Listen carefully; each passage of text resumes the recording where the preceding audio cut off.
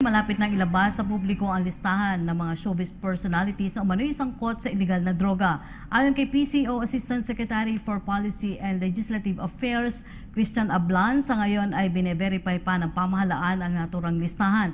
Lalo na't ayaw ni Pangulong Duterte na may madamay na inosente dito. Samantala, umaasa naman si Ablan na maganda idudulot ng malawakang internal cleansing sa pambansang pulisya. Naniniwala naman ang opisyal na may marami pa ring pulis na tapat sa kanilang serbisyo.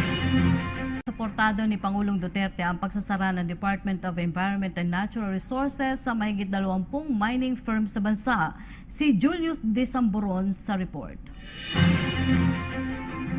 Suportado ni Pangulong Rodrigo Duterte ang ginagawang hakbang ni Environment Secretary Gina Lopez hinggil sa pagpapahinto ng operasyon ng higit 20 mining company sa bansa.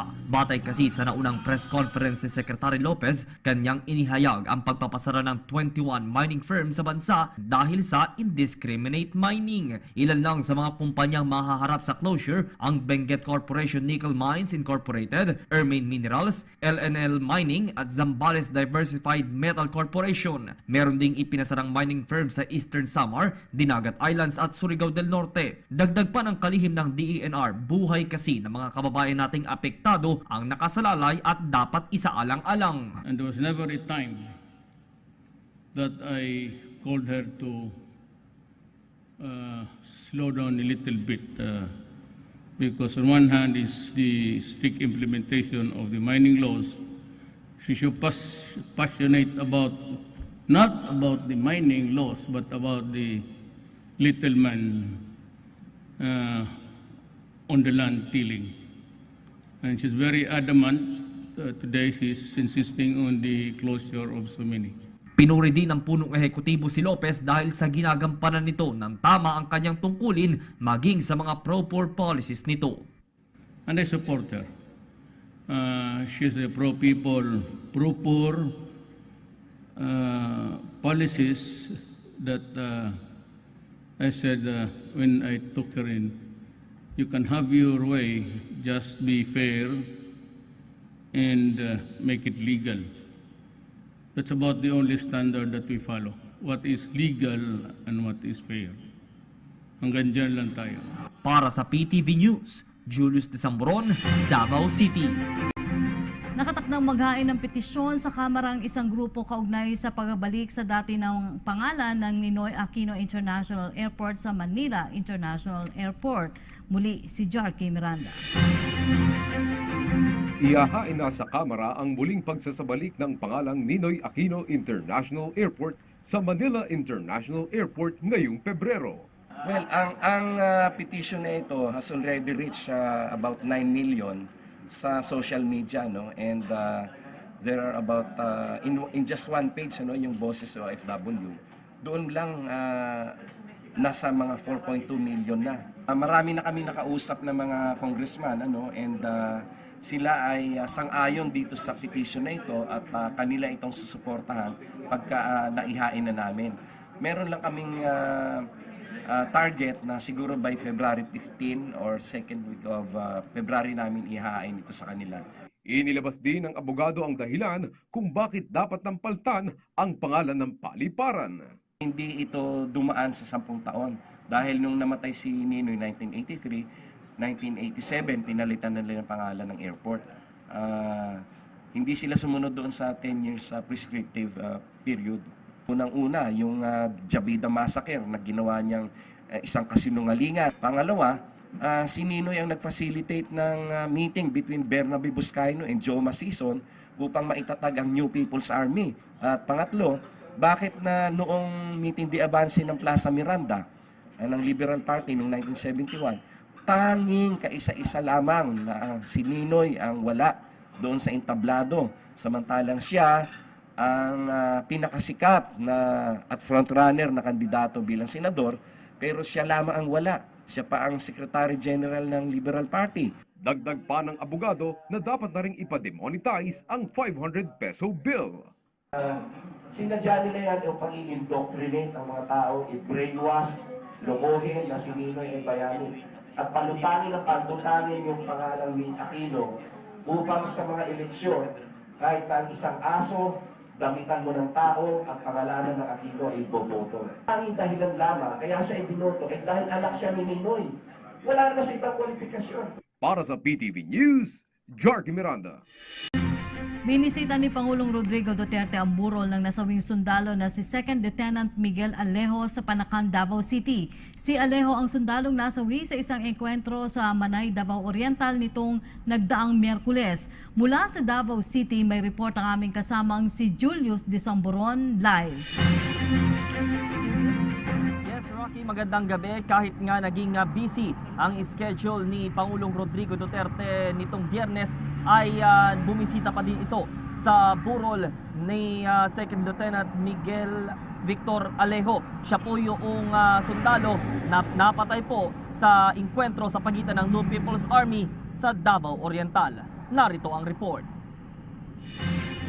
Pagtapos ng kanyang pagtungo sa North Cotabato at Kidapawan, sunod na binisita ni Pangulong Rodrigo Duterte ang burol ng Killed in Action Soldier 2nd Lieutenant Miguel Victor Alejo sa Panacan, Davao City, Biyernes ng gabi. Naging limitado sa pamilya Alejo ang mga sandali kasama ng Pangulo. Personal na nagpaabot ng pakikiramay ang Pangulo sa pamilya ng nasawing sundalo. Nakipag-usap din ito sa Army Generals kaugnay ng termination ng government ceasefire sa Communist Party of the Philippines New People's Army o CPP-NPA. Ang ama ng nasawing sundalo na si Norman Alejo nagpahayag ng suporta sa ginawang desisyon ng Pangulo na i-terminate ang ceasefire. Pabor din sa desisyong ito si Davao Oriental Governor Nelson Dayang Hirang. Giit ng gobernador, maaaring mahirapan ng NPA na gumawa pa ng illegal na aktibidad sa ilalim ng administrasyong Duterte. Sa isang pahayag, sinabi naman ng punong ehekutibo na nawala ng pamahalaan ng maraming sundalo sa loob lamang ng 48 oras. Inilala naman ng mga mista at kamag-anak si Victor bilang isang palakaibigan at madaling lapitan. Si Alejo ay tubong Nueva Ecija at miyembro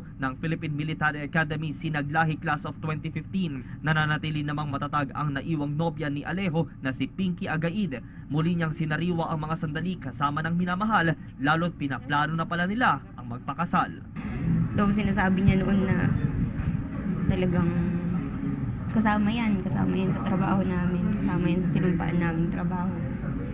Pero hindi ko inaasahan na ganito agad. Dami-dami pa namin plano. Sobrang ng pangarap niya, mga plano namin. Actually, may drawing na kami ng gagawin namin bahay after ng wedding. May mga pangalan na yung magiging anak sana namin. Basta ang lang niya, gusto niyang maayos, maging mapayapa yung bayan natin, sabi niya. Nag-aano tayo kaya tayo nandito ngayon, sabi niya. Para sa magiging future din, para sa mga bata, sabi niya. Magugunitang si Alejo ay napatay sa isang engkwentro sa pagitan ng New People's Army sa Sitio Paliwason, Lambog, Manay, Davao Oriental nitong nagdaang Miyerkules, kung saan nakapag-recover din sa pinangyarihan ng insidente ng M16 rifle at AK-47. Inirekomenda naman ng AFP ang isang National Day of Mourning para sa fallen soldiers.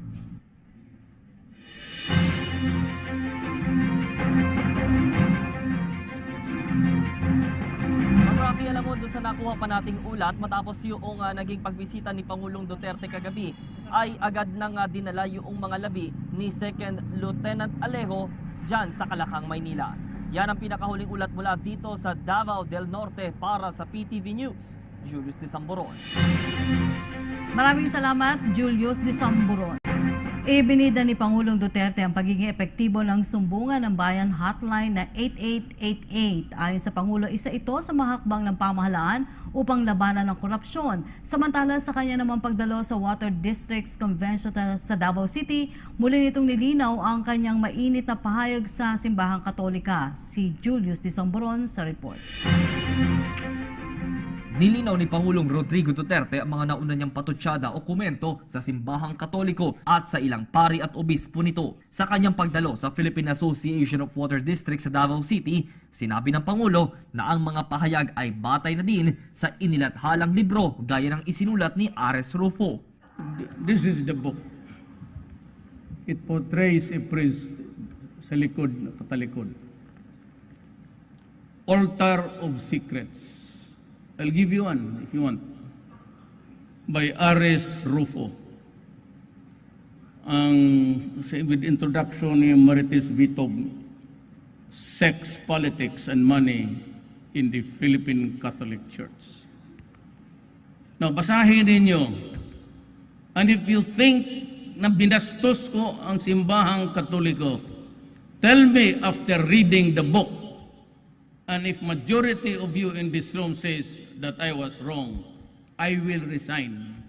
Total meron man kayong registry. Just read the book kayong lahat.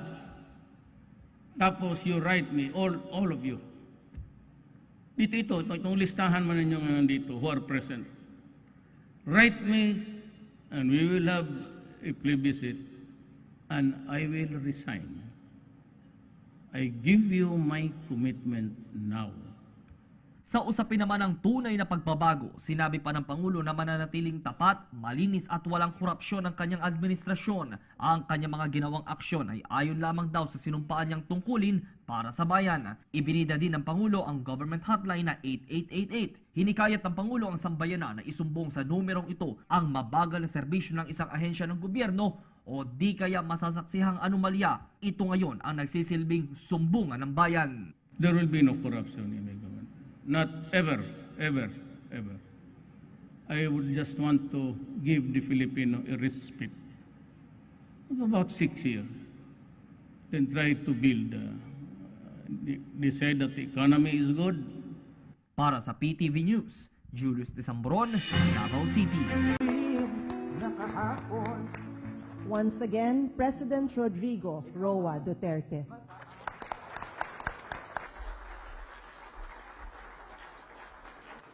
So,